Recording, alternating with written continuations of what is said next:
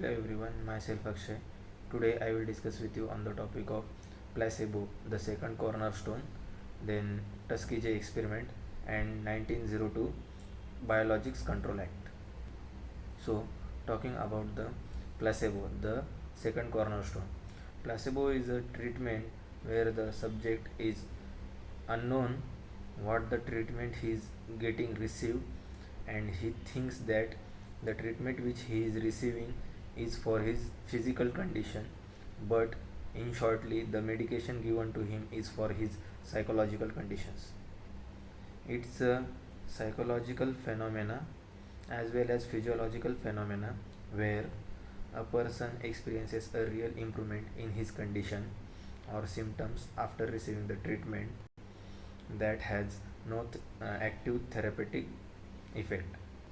It is in the sugar pill form or any other inert substance where the patient thinks, or when the medication is administered, the patient perceives an improvement in their health simply because they start believing that they are receiving the real treatment. Now, talking about the 1902, that is the Biologics Control Act.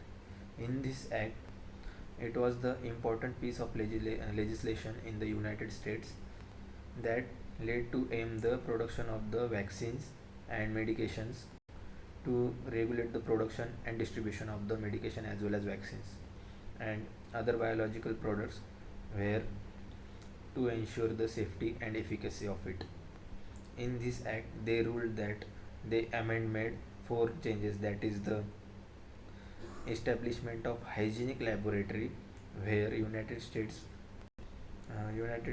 Patients Health Services, that is PHS, need to be improved by the improving the hygienic of the area in order to conduct the trials. Then inspection and regulation.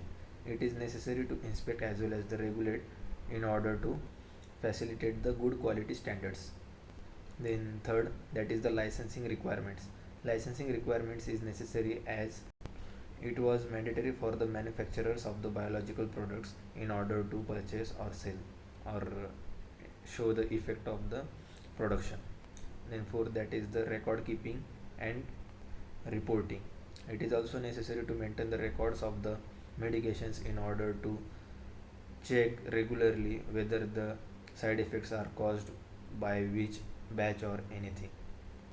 Thus, 1902 Biologics Control Act was on basically the hygienicity of the laboratory in order to conduct the trials in an effective way, so that the safety and efficacy of the drug can be studied in a well manner. And now, lastly, talking about the Tuskegee experiment. This experiment is also known as Tuskegee syphilis experiment, which was a notorious and unethical medical study which was conducted in the US between 1932 to and 1972. This took place in Tuskegee, which is in Alabama, which was initiated by United States PHS, that is Patient Health Services.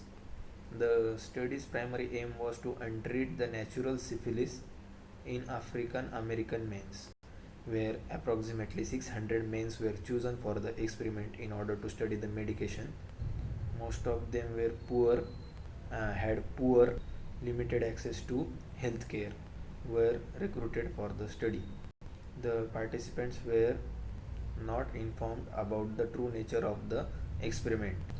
They were misled into believing that they were receiving the true treatment or the free medical treatment. In this experiment, the main drawbacks were the withholding treatment. The treatment was holded for nearly about 40 years in the name of 6 months of period.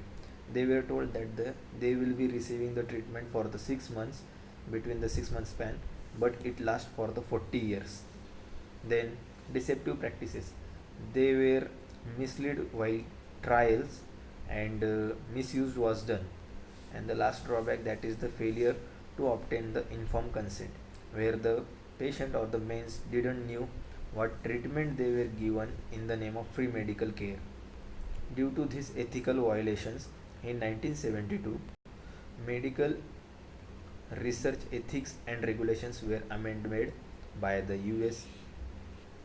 This experiment, that is the Tuskegee syphilis experiment, is the most egregious example of the human experiment in the history of medical research, and it has a profound impact on modern research ethics and informed consent standards.